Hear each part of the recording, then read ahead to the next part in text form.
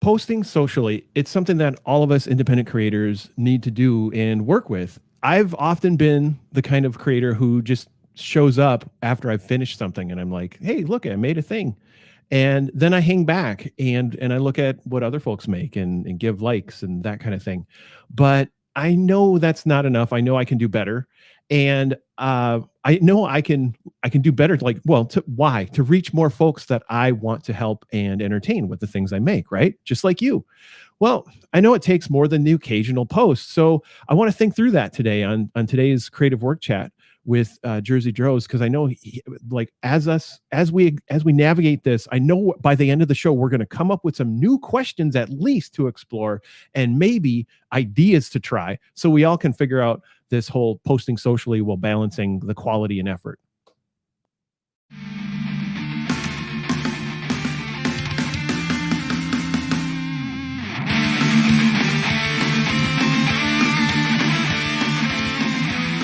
Welcome to this Lean Into Art Creative Work Chat episode, where we explore a creative problem, things that come up as visual storytellers, teaching artists, and learners. I'm Jerzy Drozd, cartoonist and teaching artist.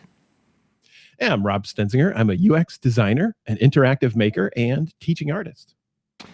Good to see you once again, Rob, for another live creative work chat episode. If people are showing up to this podcast new, we have switched to streaming live bi-weekly. So every 2 weeks we stream a live episode, which is our creative work chats, where you can interact with us live while we sort through a topic together.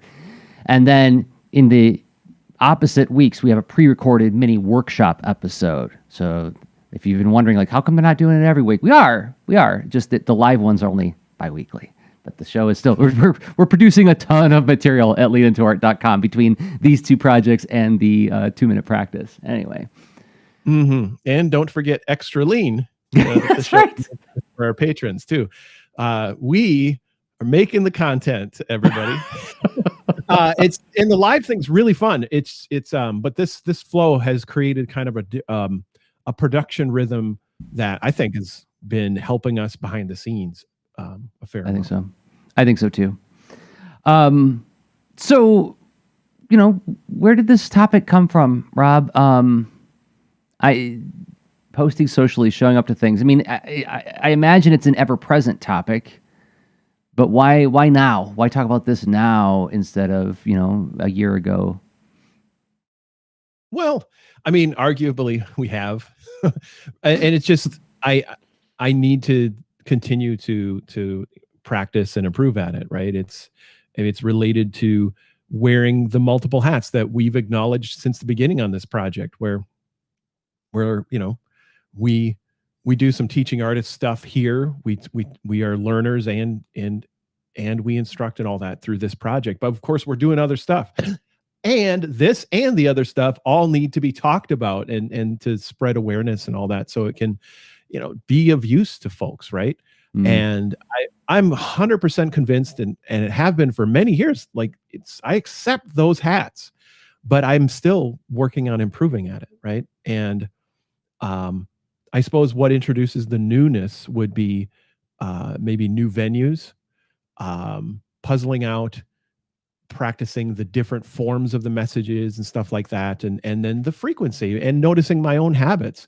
So it's like I can get better at this for a while, but I have never stayed consistent with it. And so it's and then the consistency of like, well, what do I post and why and all that. And I just want to think through that, because I know that this is more approachable than I'm making it, and so this is a good opportunity to work through it. I mean, I don't know if you saw like a recent very related Twitter thread by C. Spike Trotman, right? Mm-hmm. Yeah. Yeah, where, I mean, she's covering a lot of the common trade-offs and tensions about the necessity of marketing versus, you're probably more motivated to create stuff. The art that got you going in the first place. Well, you still need to do both. Also, the competition for time and attention and patronage. Oh, I mean, I just love that framing of attention and patronage, right? That there's such a low bar for competition. So you could think, well, if you have attained, and all companies deal with this, and some are way more culturally focused on it, right? Where I know for me as an artist, I'm not as worried about protecting a space. I want people to, engage in fair trade with my work, but and I don't want people to steal my work. And in as far as the terms, as far why I put it into the world, right? But like, I'm not worried, but I feel like the collective attention is actually a good thing, where it's like more people, into indie games and, comics or anything I've made, where I'm not worried about someone taking away from my comic because they're interested in other comics. I think that probably is a good thing to where people have behaviors that make them aware of and consume these things in general that help all of us, right? But yet there's a lot of us. Mm-hmm. Yeah, both things are true at the same time. And so I don't know, it's not like I want to show up and be 100% different, but I know there's healthy adjustments I can make, and it's worth attending to. So one of the lines in Spike's thread that really resonated with me was, she said, "There's probably a reason the people who like you aren't going to Disney or Sony or whatever. You need to figure out why, what that is, and constantly remind people of it." Right? Like, what is it? Mm-hmm. Yeah, what is it about your stuff that makes people come to it instead of going to something from another company, right? Yeah, I'm doing the same work right now, and like really trying to find language to articulate, like, and it's a weird idea. Like, you and I have talked for years on this project about service-driven design, designing things for a constituency, for a persona. And I really, for a long time, thought that I was being articulate in how I described the audience that I'm serving. And I would say language like, "I make comics to do for kids what comics did for me." Okay, well, what does that mean? Right? What does that mean, Jerzy? Well, they made me feel better. They felt like I had some guidance in my life. Okay, keep going. Let's find some more language here. Let's get as specific as we possibly can. And it wasn't until I actually started really working at this that I suddenly realized, oh, I've never had like really clear and specific language around this. I've had a feeling about it, but I've never put it into words. And if I can't put it into words, how can I craft messages that attract the people who will best receive my work? Right? So it's that first step you described, where you make comics that do for others what they did for you. My paraphrasing, but like that's an important step, I think. And I think it feels so good. It feels like that's enough. Yeah. That's right. Where it's like, oh, that's why I'm doing this. But the thing is, the other people aren't you. So what bridges that, right? And that's like, I think that's potentially like an awesome direction for this whole conversation.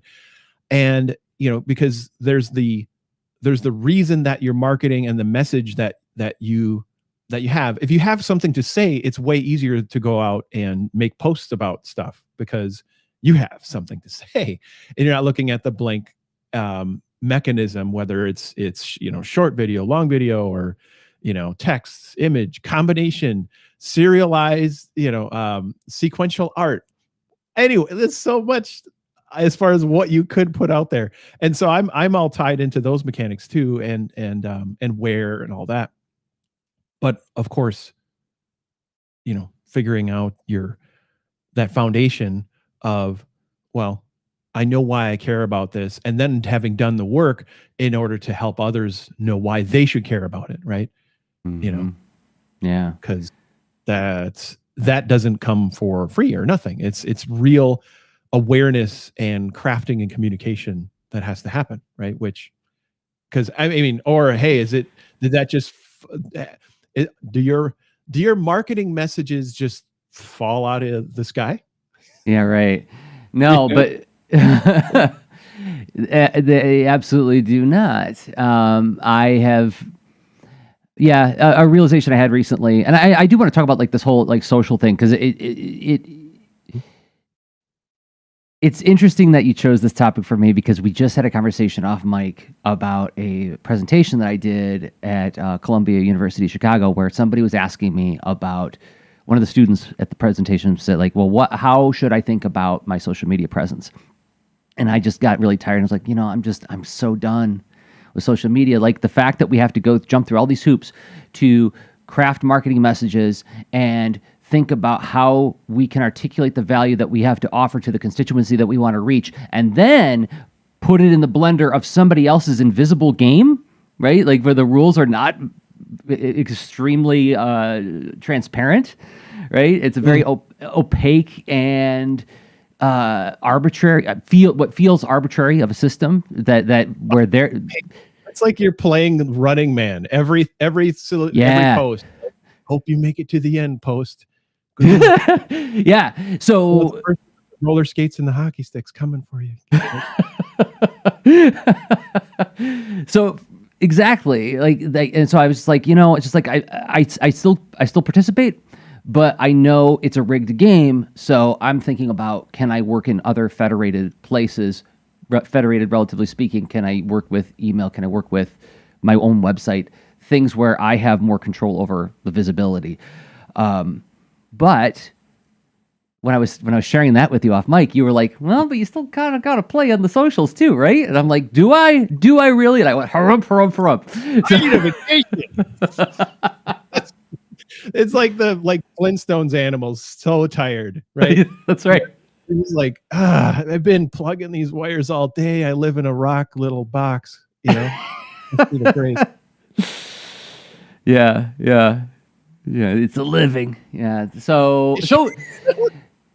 Those are but I want to get at this idea of like the resistance that we feel to participate. Because I think if I were to put into words the feeling that I get when I go onto social media to share anything, it's that, I hope I don't get pulled into something.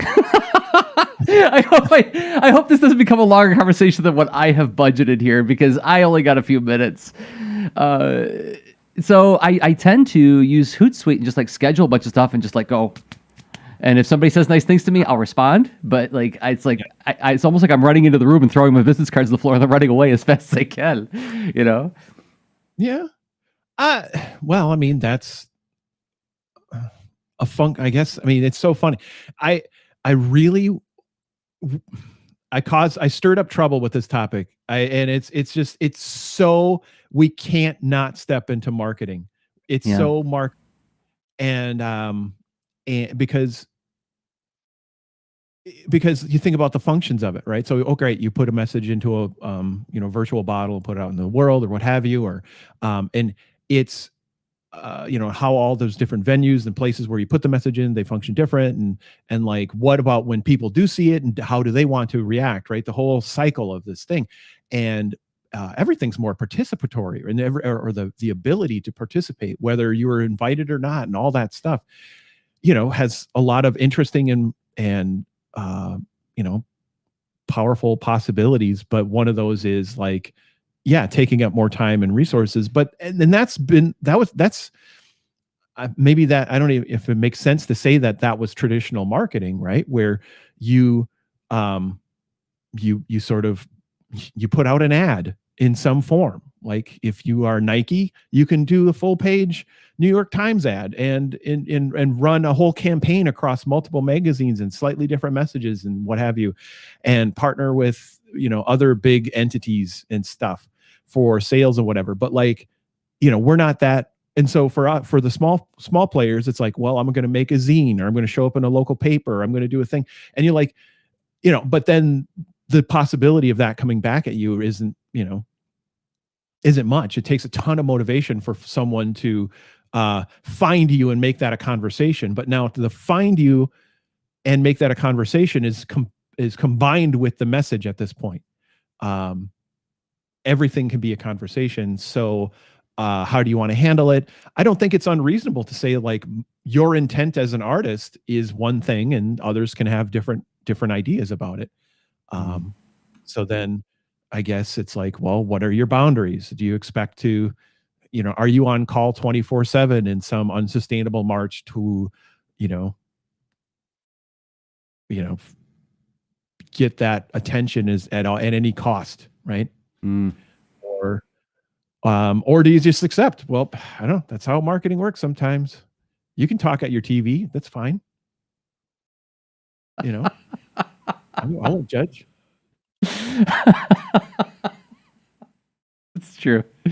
We do talk at the TV, and that's an important frame. So yeah, there's this idea that like we have to budget resources for this. That was what Spike's thread was all about, was that there's more to it than just showing up and producing stuff and sharing it over and over and over again. And I think she correctly in her thread pointed out that an erroneous assumption that I am so busted on is that this idea, and I think some like language that successful creators have used in the past, like I let that bewilder me when they would say like, well, if your stuff is good, it'll rise to the top and people will gather around it. But okay, well, I just got to make really good work, and if people don't gather around it, then must not be very good. Right. But but Spike points towards something a little bit more subtle where it's like, no, there's people who do dig what you do. How do you reach them through the massive field of competition for attention? So, and that's where clear messaging and stuff. And I think something that you mentioned in the notes is like these different social medias are different virtual places. I wonder if you could elaborate on that. I mean, part of my resistance is I have deeply mixed feelings about the ethics of the systems of all the things and the emerging circumstance that is created by all the platforms, right? And to experience that over time, right? If you show up day one, if you just say, I today am going to go to Twitter and make an account, you're going to have different feelings than someone who's been there, 10, 12 years or what have you. Mm-hmm. Or 13 or whatever it is at this point. And it's because the life cycle of the companies and their behaviors, and that changes, and then the community changes, and then the competitors and different venues and their features, and then the cross adoption and competition and what all this stuff merges and evolves. And it's like some days I wake up and I look at Twitter and I'm like, wow, it's the post-apocalypse version of the city I moved into, right? Mm-hmm. But it's and I do think of that where like I'm a citizen in this virtual platform. I don't know. Some days I think of it as an island or a city or whatever. I don't know, but like I live there virtually, and then wait a minute, I live on all kinds of these other platforms virtually. So I'm like a citizen of a bunch of different places. Where do I go and participate in for anything on any given day?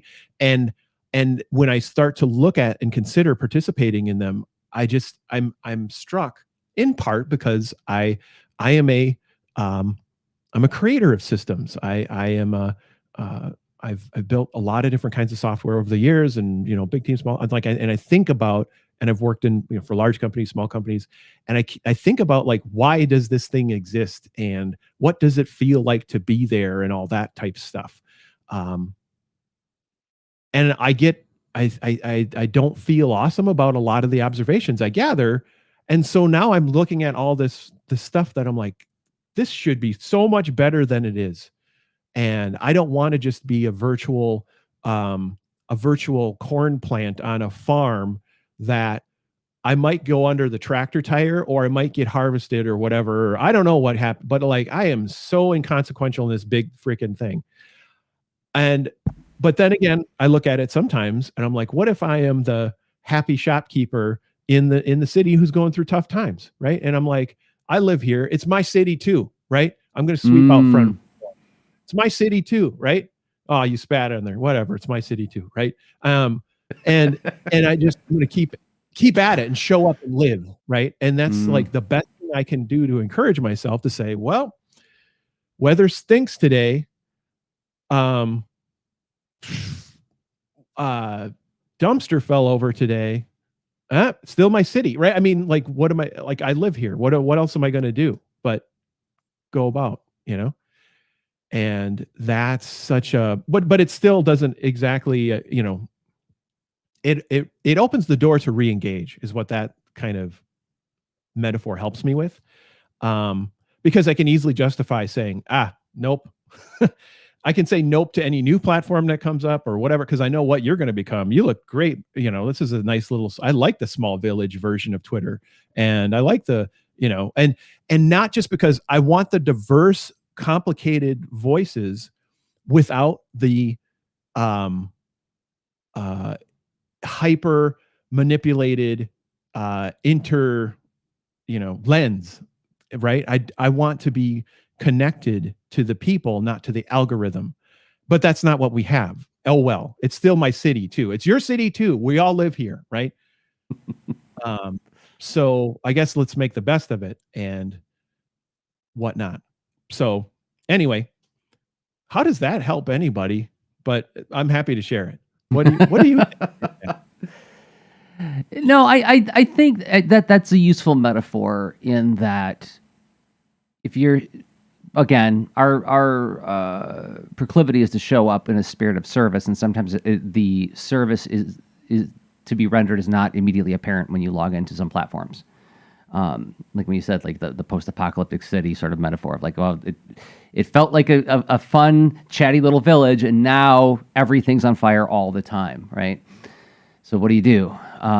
But yeah.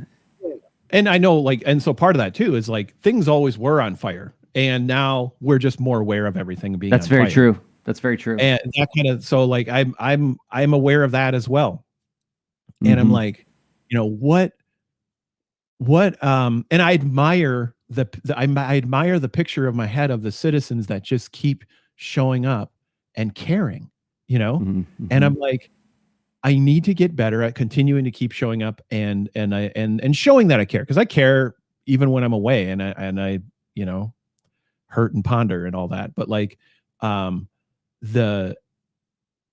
anyway, but yeah, so but that's, let's see, some combination of pragmatism and acceptance and caring to try to contribute to more positive, right? And then it's like, even after accepting that, it's still like, well, haha, you're a citizen in all these platforms.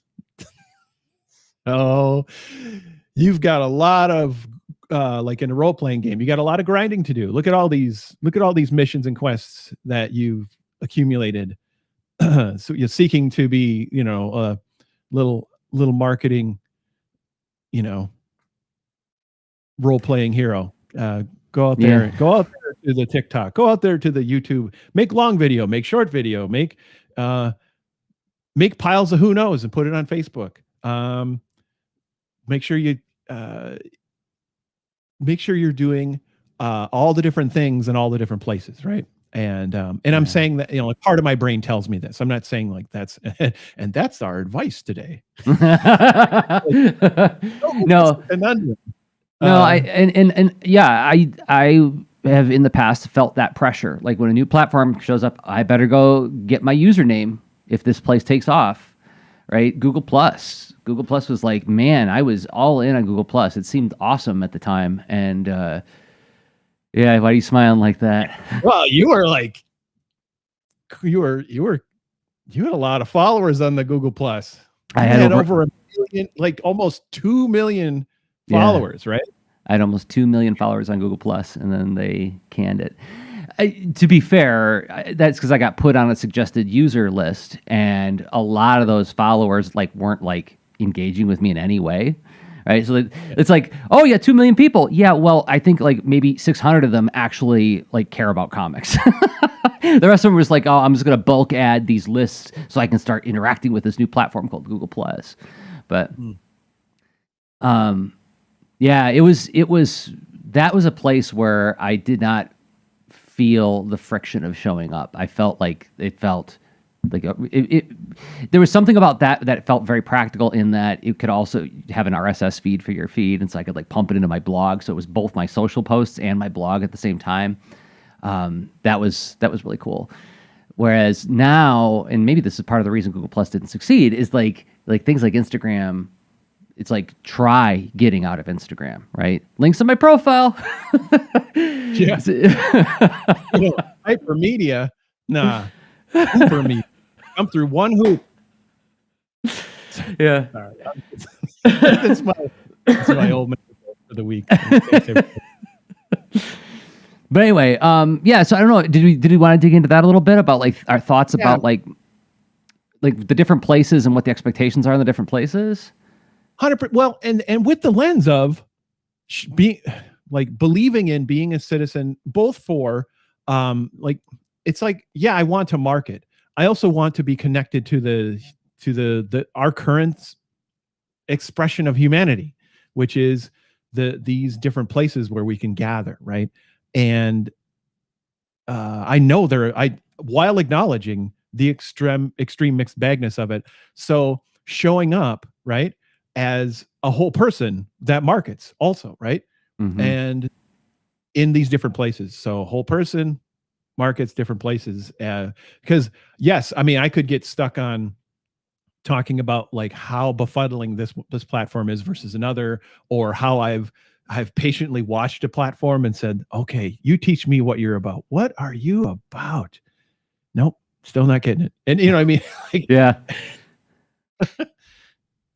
So yeah, absolutely. I like digging into it with that lens. Would love to do that. Okay. I assume after a break.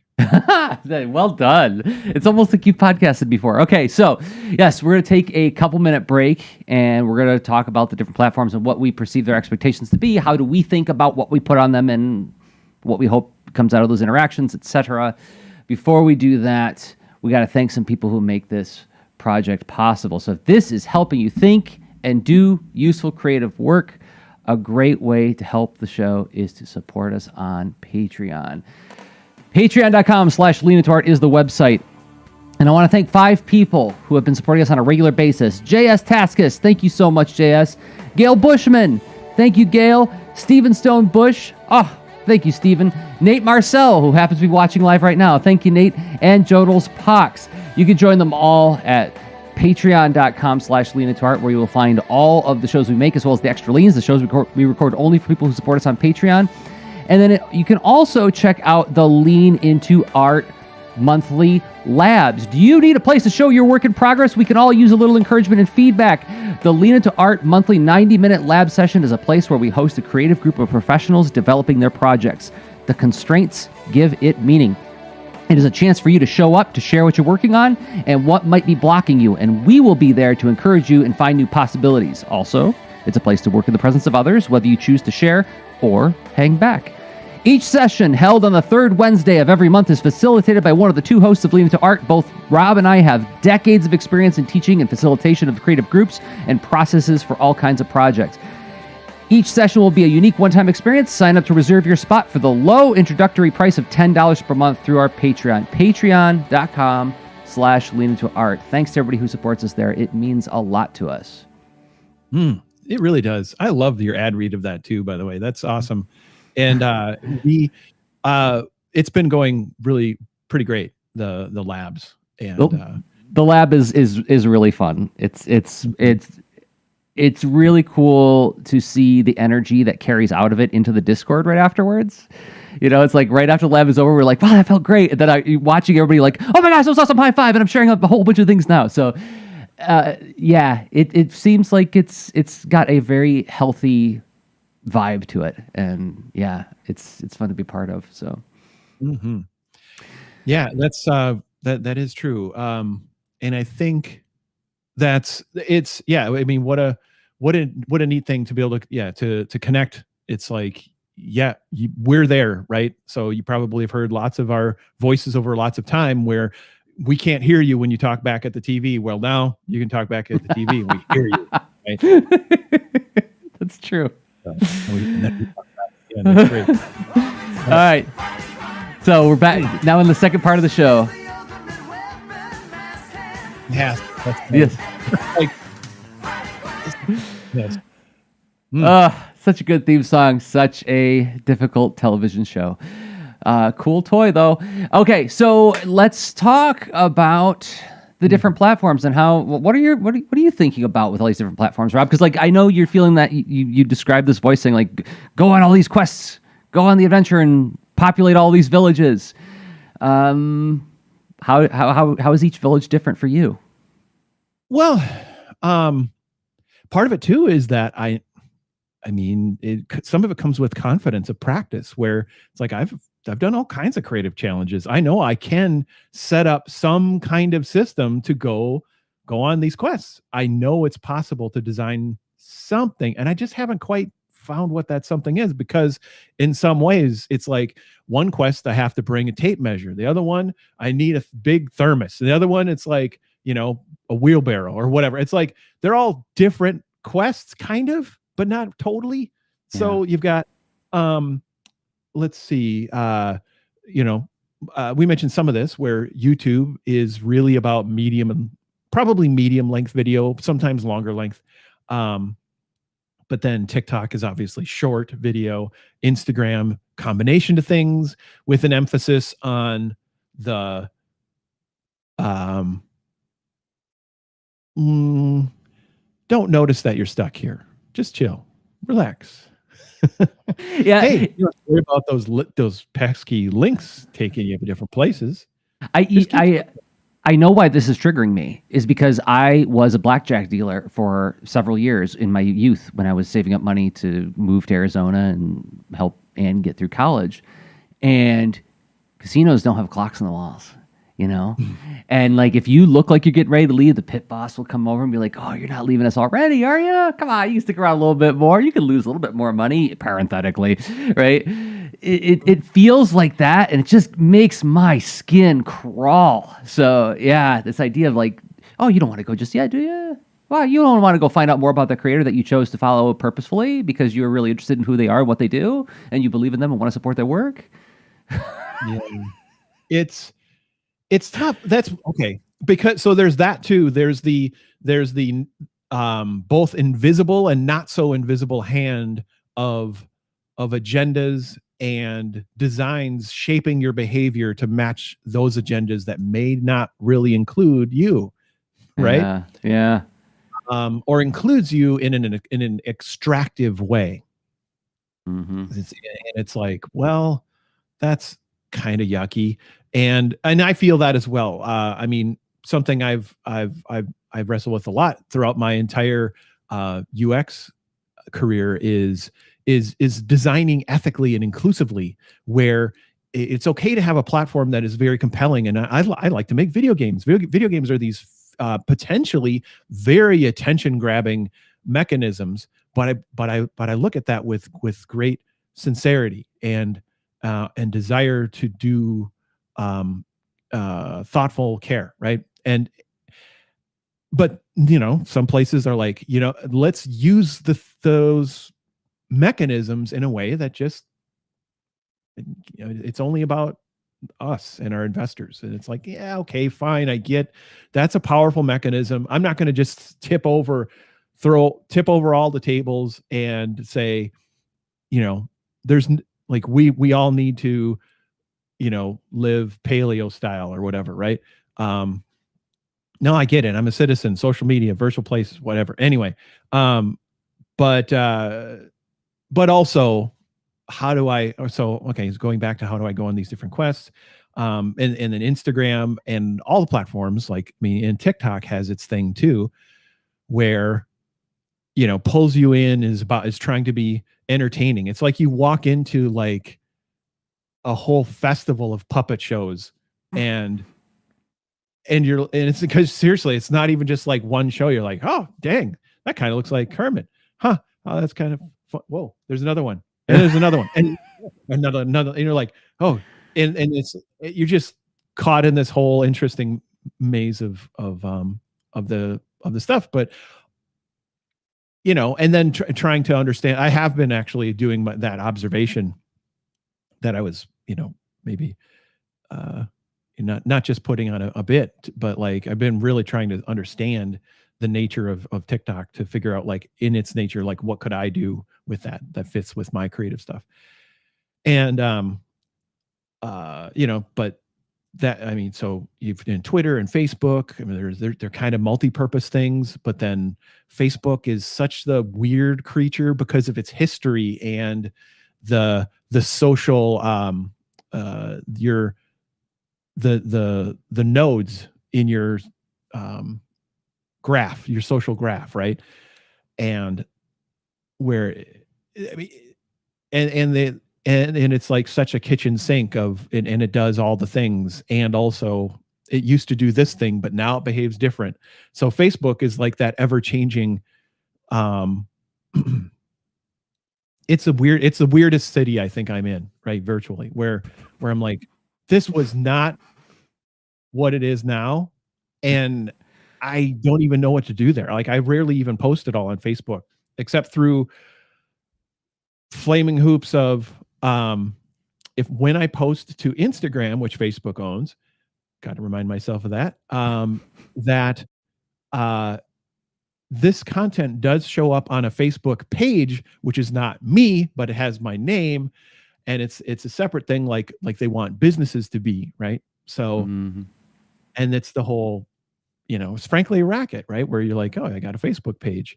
And then it's like, well, hey, nice content you got on your Facebook page here. Facebook says, would be a shame if your audience didn't get to see it, And it's like, okay, all right. So I didn't, yeah. I mean, so Lean Into Art's been around for a long time, and we've got a Facebook page, and it used to be a kind of a vibrant-ish thing, and now it's like, and I know a lot of folks who deal with that. So anyway.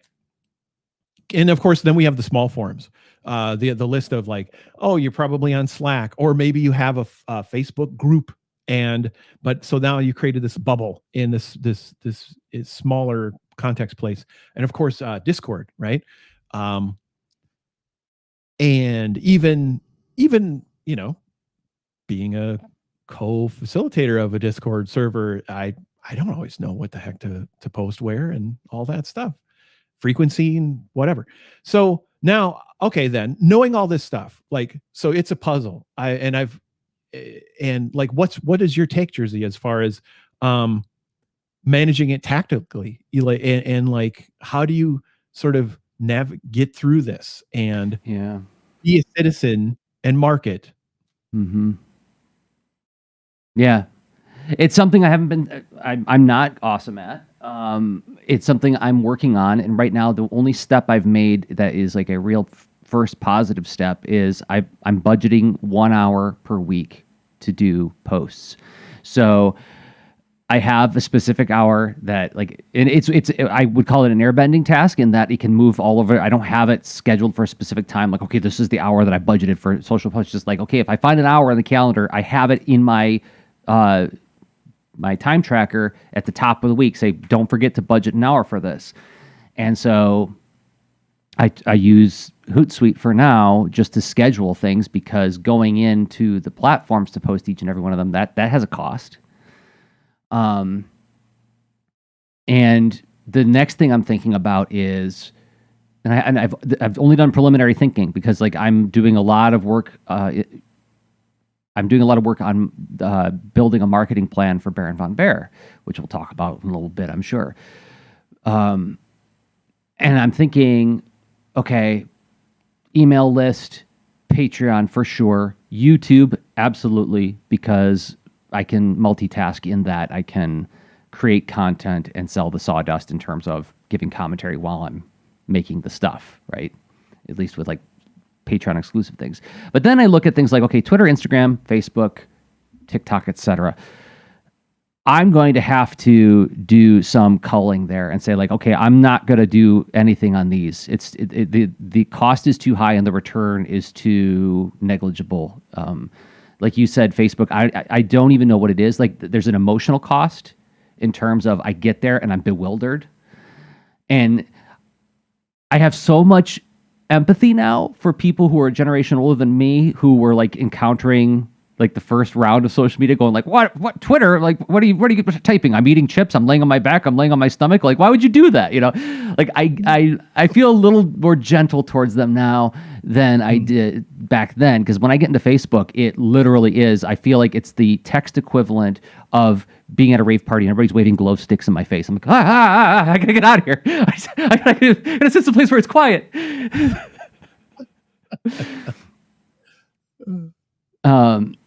So yeah, I'm thinking like, okay, if it costs me that much emotionally and I don't really get any signal back. I mean, literally, I post to my Facebook. I have a professional Facebook page.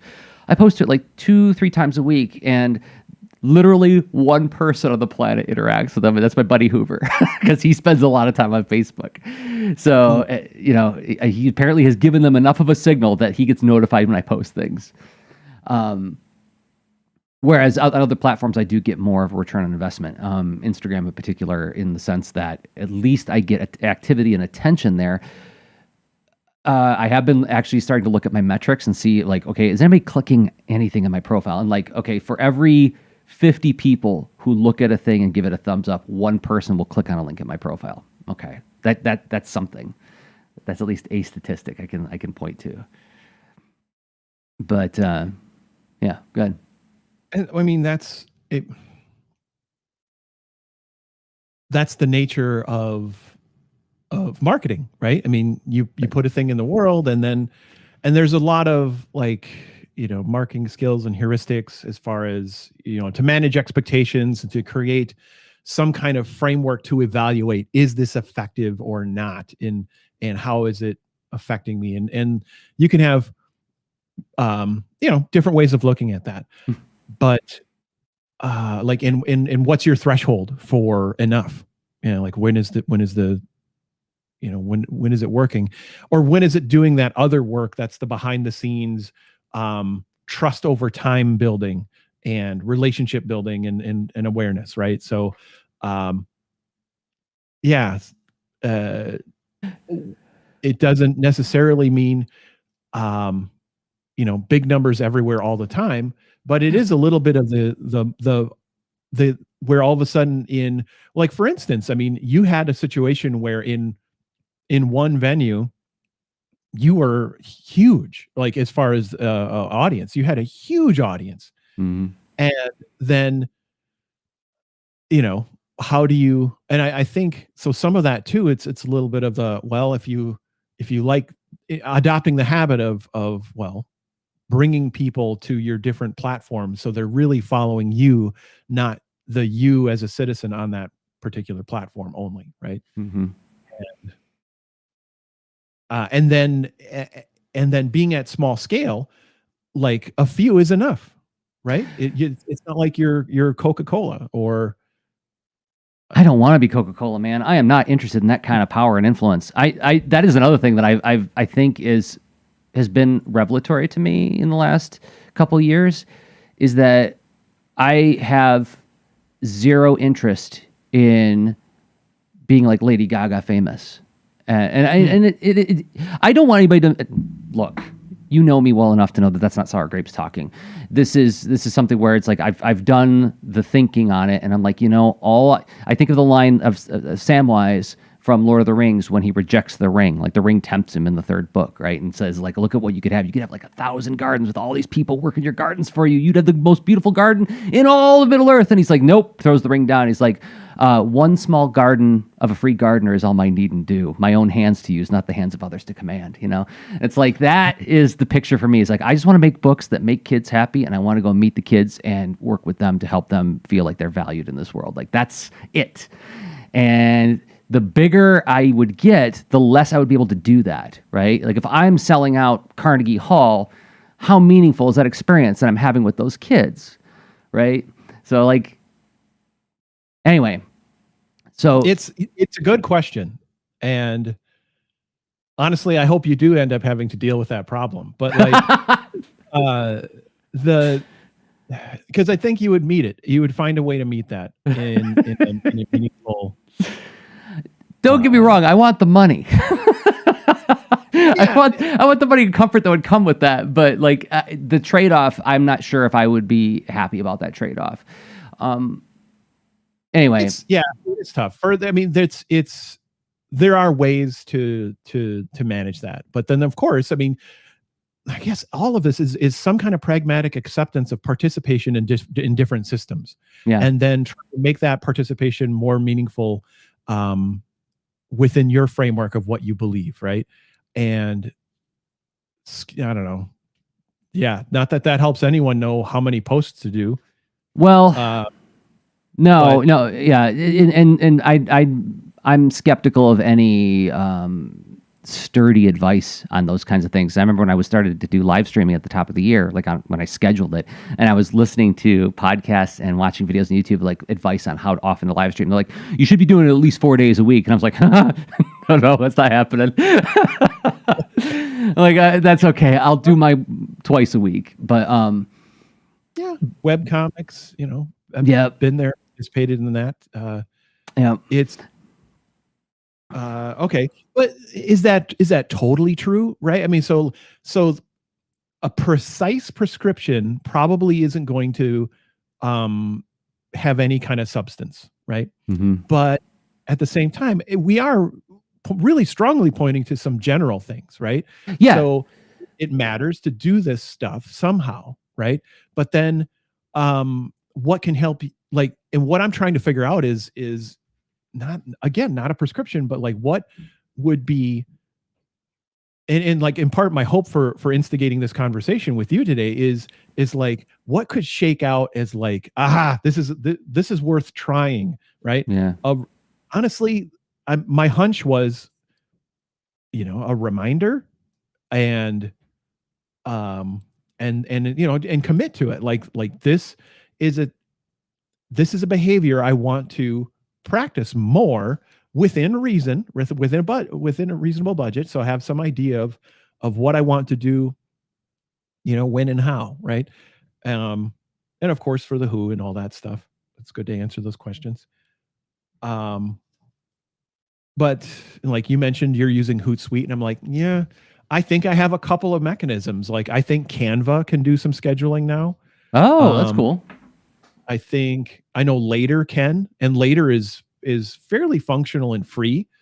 Not for like, I have multiple accounts on different platforms and what have you. But like if you, for one account on like 5 different platforms, I think Later is free. But so you're right. So there's these general mechanisms. I don't know which one, right? But like do a little bit of scheduling ahead. I don't know what would make sense. What would you commit to? How far do you schedule ahead? Lately it's only been 1 week ahead. But I do like this idea of like, okay, yes, we are both allergic to prescriptions, but we do like to say, but behind a prescription is a principle. And I think the principle of show up on a regular basis so that people know when to find you is that makes sense. That feels like it has utility, and it feels robust in that, okay, I'm only once a week on Tuesdays at 1:30 p.m. Eastern time at live.jdrozd.com. But you can count on me being there at that time. I'm going to show up every time at that time, right?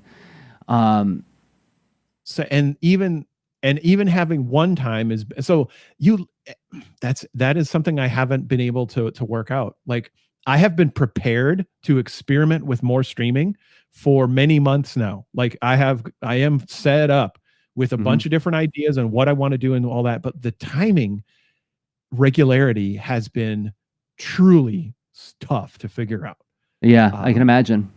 I mean, with how chaotic things have been and continue to be, that's a tough one. And that was a negotiation I had to make with myself and with my wife, where I said, okay, this is what I have in terms of time budget. I have 2 hours a week I can do this. And then I sat down with my day planner and, worked out where the optimal times for me to do it. And then I talked with Ann and said, like, okay, does this conflict with anything that you've got going on? No? Okay. So Mike White is in the chat asking what made me pick 1:30 p.m. Eastern time. And it was looking at my calendar and looking at where my commitments are. So I have afternoon commitments Monday, Tuesdays, and Wednesdays in terms of teaching. I'm teaching online comics courses and doing mentoring with young people. So it can't be between 4 and 6. After 6 o'clock, that is something where I'm trying to make a concerted effort in my life to be more present as a husband and not do the bananas around the clock working that I have historically done. I remember looking at my day planner, my time tracker once when I was with my coffee clutch. This is like 5 years ago, and I was filling out some things that need to be done in the day. And they would look over my shoulder like, "Do you really work till midnight? You work 9 a.m. till midnight?" And I'm like, "Well, no, it's just that the work is distributed over that whole course of the day. There's breaks in between." But like, I never was giving myself like 4 hours anywhere to just be a person. There was always a next thing that had to be attended to. So yeah, so like that's the kind of negotiation that I had to find, and I had to also make sure that, okay, well, does this conflict with any other commitments I have in my personal life? So that was the only spot it could go for now, and that will, if it changes, I will let everybody know ahead of time. I think this points to another principle, right? So like, I think you've got you have a merge of a couple ideas that I think are worth noting, right? You've got the valuing of your time and the task enough to say this is important enough to schedule, and that creates a variety of rippling effects. So the important enough to schedule, and then saying that even the smallness, some like things will ripple from it. It's okay that it's like, I think you have a couple of times that you stream, but like, even if you're picking one time to do that thing and to show up, right? It's more than nothing, right? And that's I think, and that's a really big deal, to go from nothing to something and to tend to it. And that's a big deal. So like, doing something is really important. And then it's if it is, I don't know what the time and schedule thing is as far as how it feeds into it, but I think it's a separate kind of recognition of the importance, and saying that it's because in a way you're calling out to the world saying, I'm showing up at this time, like you can show up here too, right? Yeah, that's really clever. And then I would imagine there's other aspects of the the connection and communication that can flow out from those things. It's important, even if it's small, but scheduling it. I'm trying to turn this into like, I'm going to, after this episode, like I am going to use this as criteria to try to do an experiment. Well, this also comes back to something we talked about in some recent episodes in terms of I'm experimenting with time blocking. I'm saying, okay, these are going to be non-negotiable. My God, unnegotiable. What am I, in 4th grade? Non-negotiable blocks of time where I'm going to be performing a certain activity, trying to make some of my work sessions more earthbendy and less airbendy, trying to both be less flexible in order to create more useful focus on the work. And the live streaming, yes, that's partially, it's like creating just like we do with the Lean Into Art cast. This is a time of the week when you can expect to find us. There's an artifact afterwards that you can interact with. But if you want to interact with live, this is the time to do it, right? I think it's easy to get lost in the noise of this is like we mentioned other formulas, having participated and experimented with like back in the like right around 2008 through 2011 or 12 or so, when I was actively doing my comic. They're very much infused in the best practices space, because people want to learn from others who have gained expertise and all that, and so we're all trying to listen and figure it out. And the emphasis on publish consistently, ideally, many days a week and all this stuff, and forever keep to the schedule.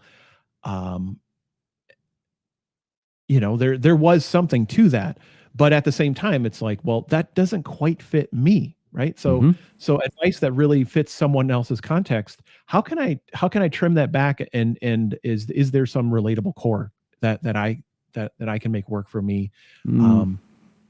It doesn't have to be there, but if it is there, and I do think there is something about the kind of, it creates a rippling effect to do that specific schedule.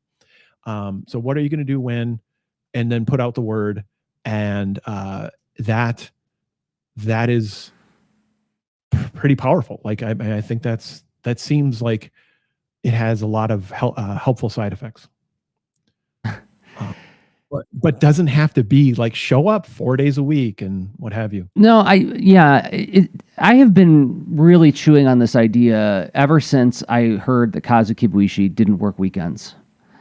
And this is, in retrospect, I can't believe that this thought occurred to me, is that when I heard that sounded like luxury that only the idle rich could enjoy, right? You don't work weekends? What are you talking about? I have worked every day of the year. There is not a day that doesn't go by that I don't attend to some of the work that I do as a professional cartoonist, freelance illustrator, teaching artist, et cetera, et cetera.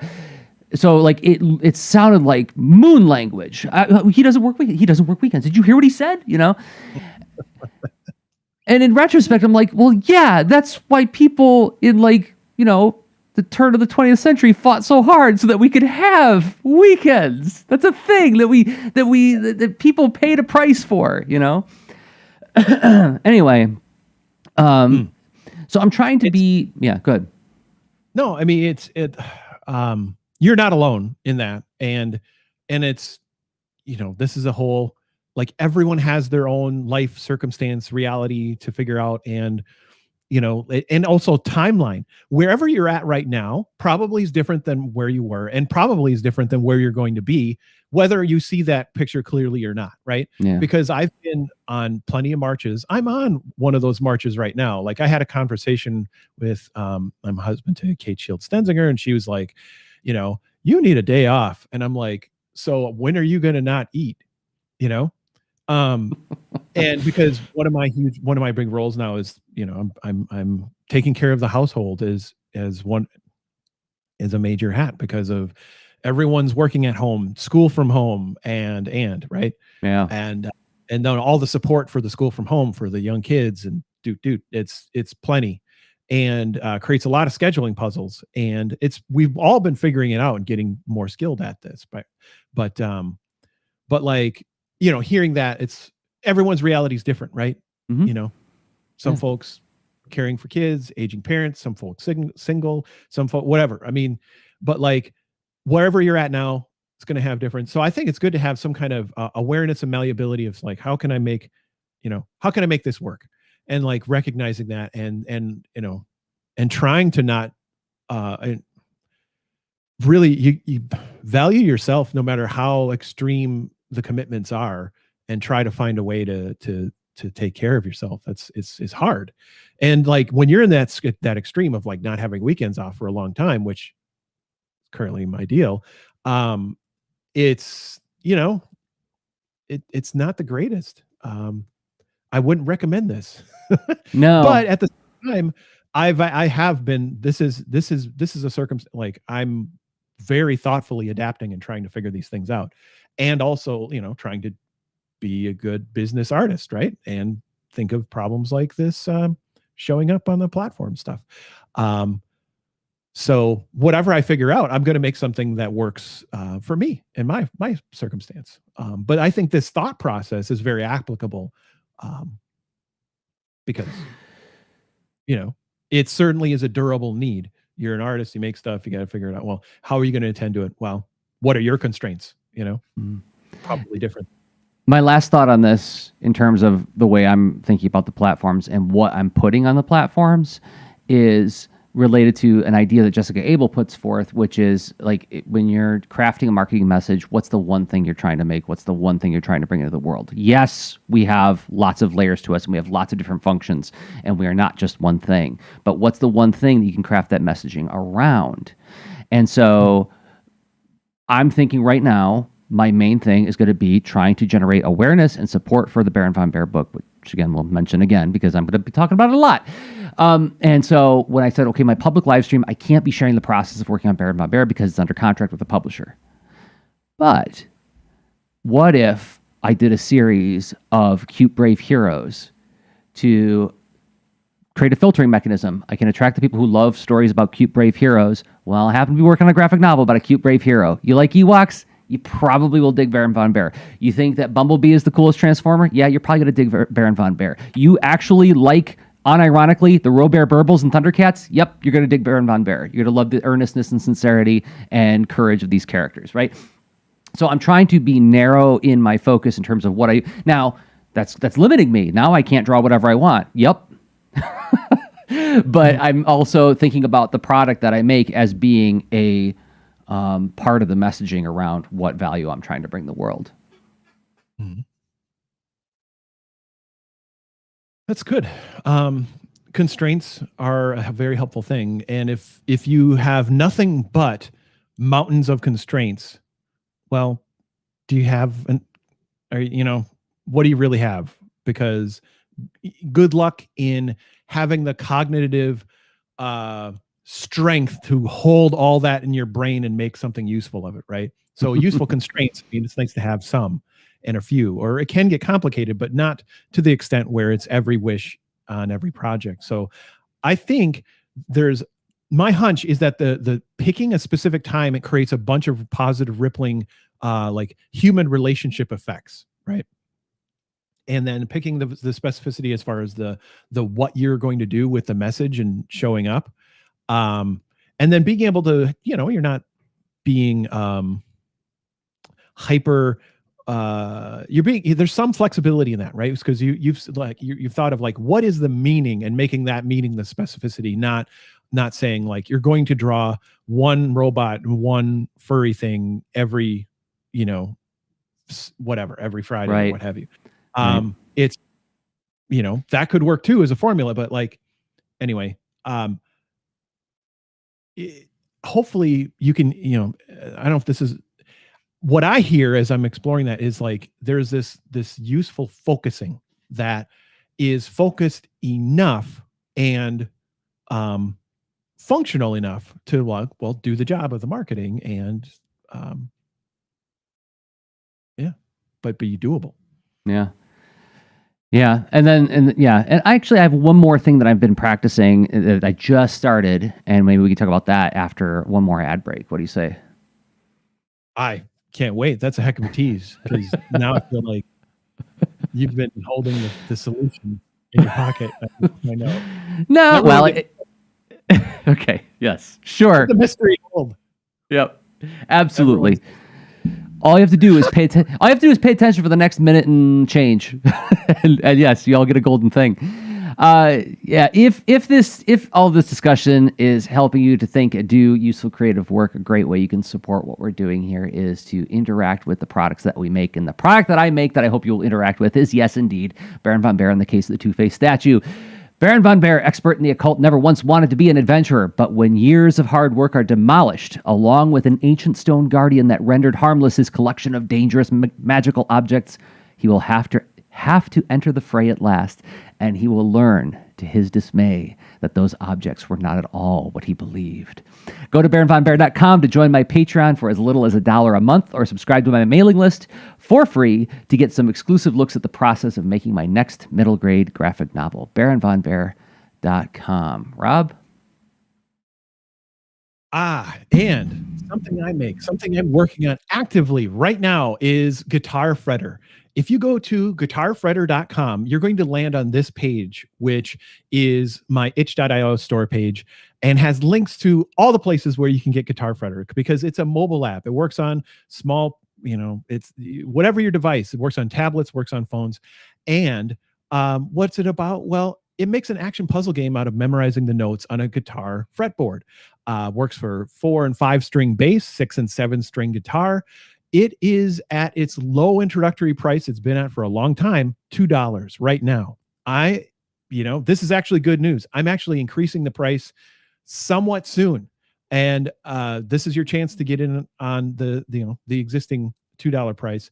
But why am I doing that? Because I'm going to be releasing a free version of Guitar Fretter down the road. It's not going to have all the features of the full one, but it'll be a useful, good experience.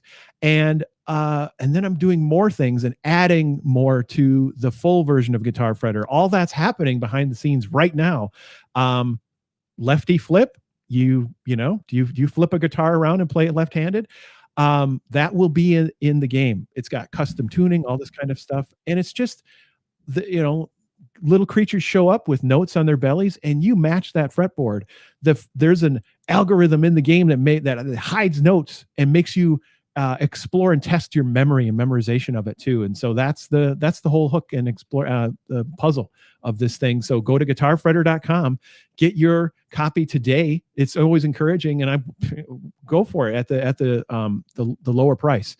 And that's the new versions are coming soon. Can't tell you exactly when, but guitarfretter.com and play this super fun game.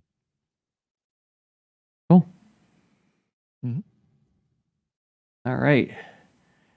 Oh, Nate Marcel says best pitch of Guitar best pitch of Guitar Fretter. I'm buying it. Sweet.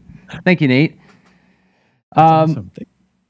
So, okay, I teased out something for the end, but before we do that, in the Discord, Matt Zolman chimed in and said, thoughts on specific content on specific platforms versus posting the same content on all platforms. That's a good question. Obviously, there's differences in terms of the platforms. When you think of YouTube as a social platform, yeah, a half hour to 45-minute video ain't going on Twitter necessarily. Although, one thing I have been playing with is repurposing my live streams to my Instagram through IGTV. And I'd have to look to see. I haven't looked at my metrics on that recently to see how those videos are doing. But that's something that I can take to the Discord afterwards and talk about. Because, yeah, there is, the way I think about it, Matt, is I sort of like have a hierarchy in my head of like, where's like the place where it's really meant to be seen. And then like, I'll repost it to other places, and I know it's not optimized for them. So like, I post a lot of square images because I post a lot.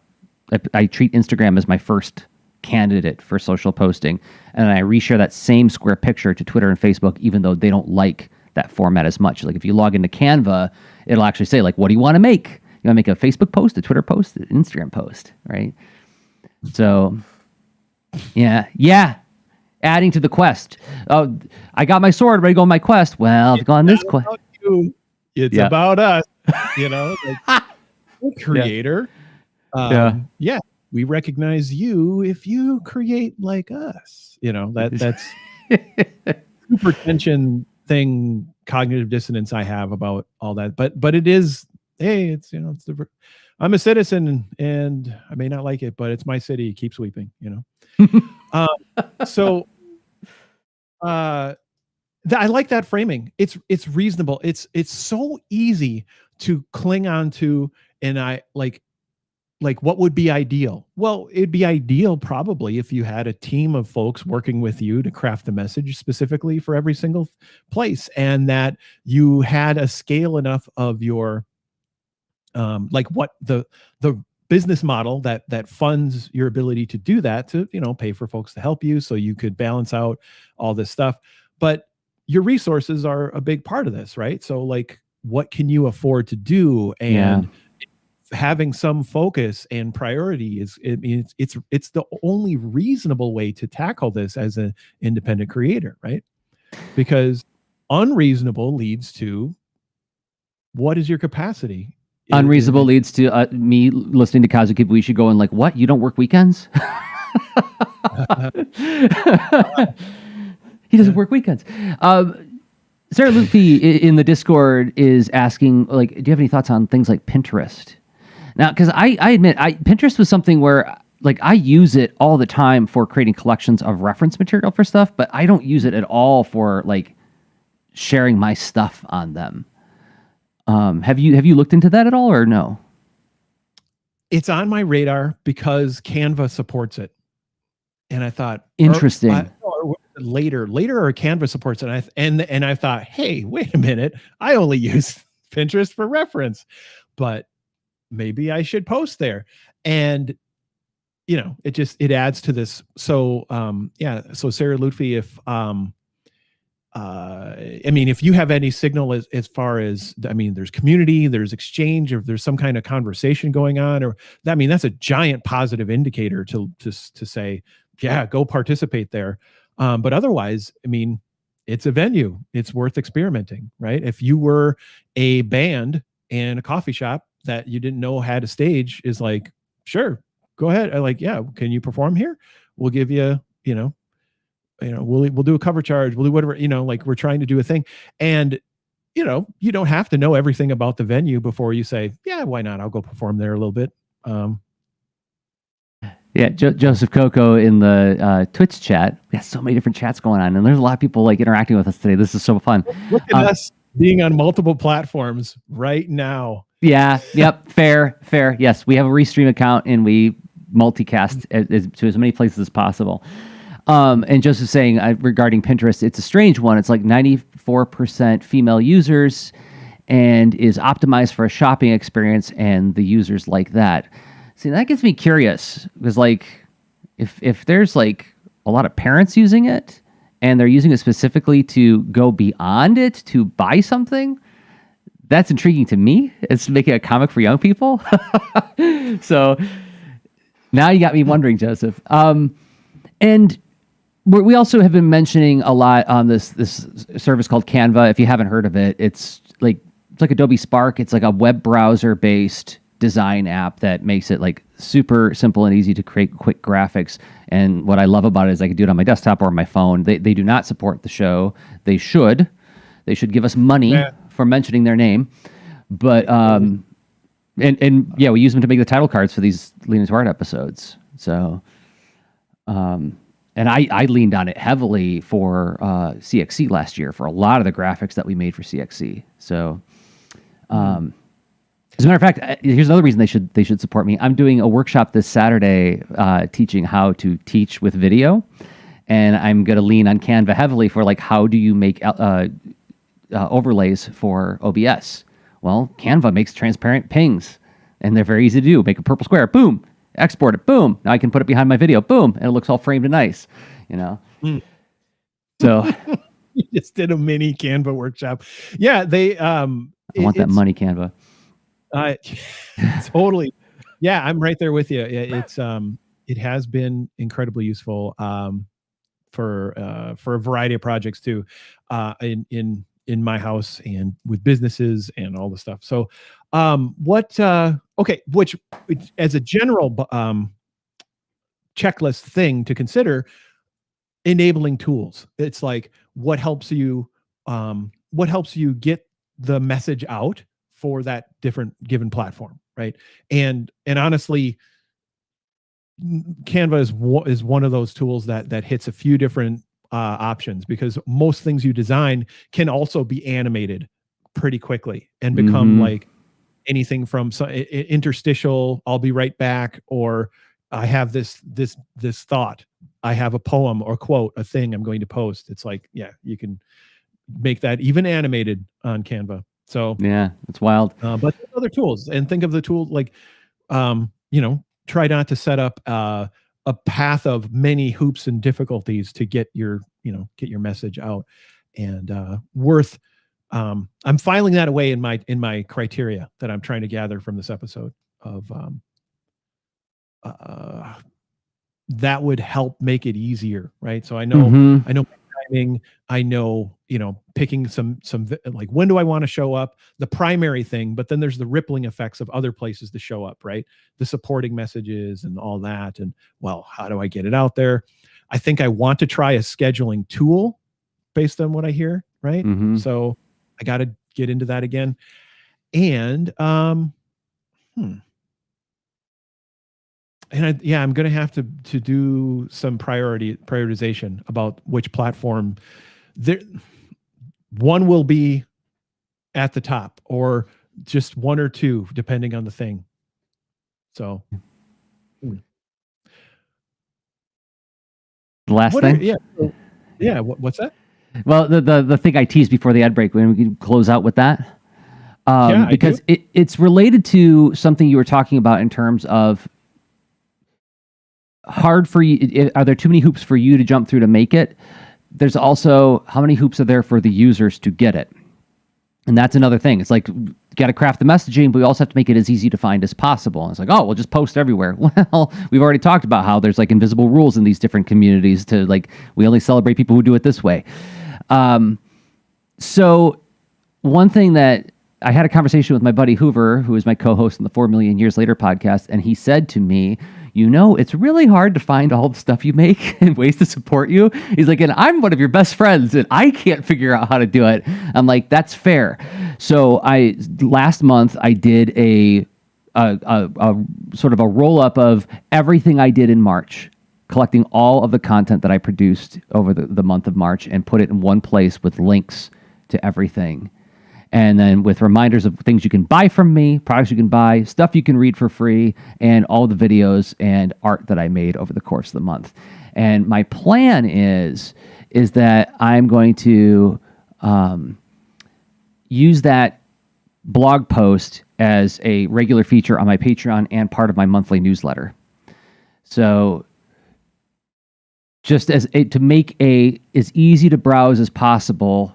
Did I miss anything from Jerzy this month? Well, here it all is. And, I got tagged on my Patreon with ICYMI in case you missed it. And so you just hit that tag to get basically a catalog of everything that I've made. That's the goal. That is useful. That's addressing, well, I think an important adjacent thing to marketing, but worth addressing as a separate concern, which is merchandising and the preparing of the shelves, the presentation, the placement, the virtual, what have you, or physical someday, but like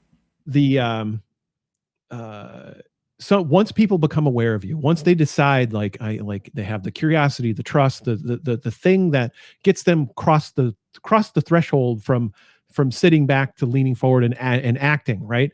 And so when they act, where do they go? Or they want to act, can they easily, right? Do they have that simple landing page to go to? Or does a thing come to them if at some point in the past they've connected with you where you're like, hey, just in case you want to, jump on board, catch up, see what's up, benefit from the things I've made recently.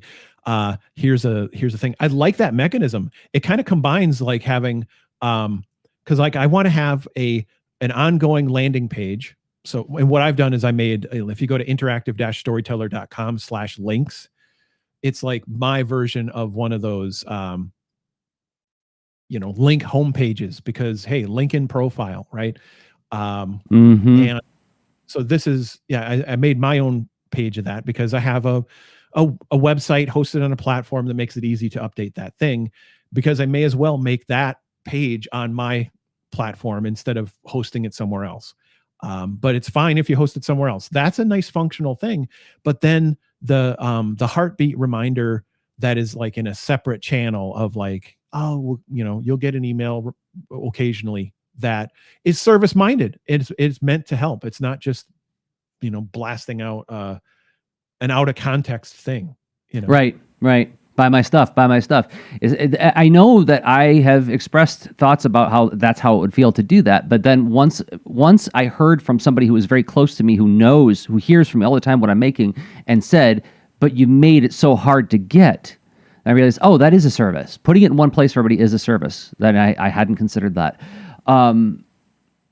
Nate Marcel is asking in the chat about the 30-day sort of roll-up or roundup of material, asking how much time do I slot out for that. That's a very, very good question. So one of the ways that I'm making it manageable, because the first time I did it, it took like an hour to collect all the links and look through all my history and put that together. So now I have a working document that I use in Microsoft, what is it called? Sticky notes.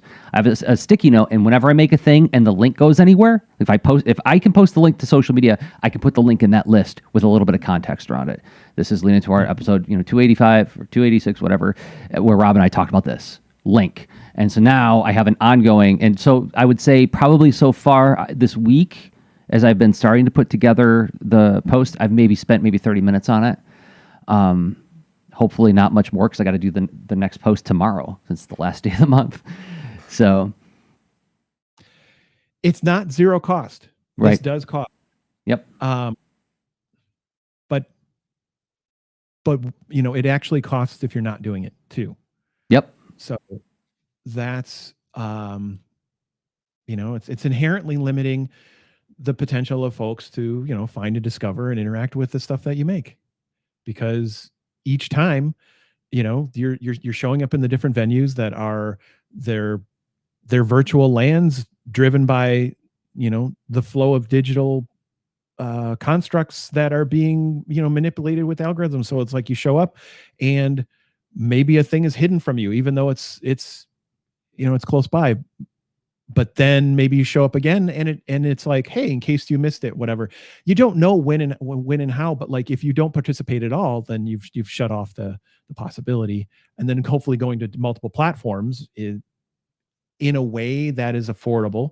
And when that is probably going to help. And if you notice over time, as you tend to, like, are more people coming to see my stuff and what have you,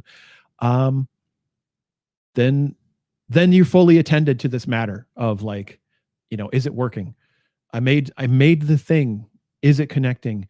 What are people doing? Right? Are they seeing it? Are they buying it? And all that stuff. And that's just that's the reality. It's going back to the tweet that C. Spike Trotman posted it, or the whole thread, and things that we've believed for years. It's like, this is just an ongoing, durable part, like in principle, that you need to address. That all the fashion and the details and the quirks are going to change, and the formula of what works for you now is going to be different than what works for you later. But the fact that it matters doesn't change. Well, Rob, I think we had a creative work chat. That felt like a creative work chat. So, I think so. I appreciate this. This is really good food for thought. Good. I took a lot of notes that I'm going to turn into a checklist. Sweet. All right, everyone. Well, we'll look forward to continuing the conversation in the Lean Into Art Discord at leanintoart.com/Discord is where you can join us and, comment in the comments channel. We'll be glad to talk with you there. And we do the creative work chat episodes every 2 weeks. And we stream it live at YouTube, Twitch, and in the Lean Into Art Discord, and we interact with you while you chat with us. And then next week will be a pre-recorded mini workshop episode. So until then, I have been Jerzy Drozd of leanintoart.com and rss.jdrozd.com for everything that I make. And I am Rob Stenzinger of Lean Into Art. And you can really catch up with the stuff that I make and get some good articles and things at interactive-storyteller.com. Okay, bye. Show notes for this episode can be found at leanintoart.com.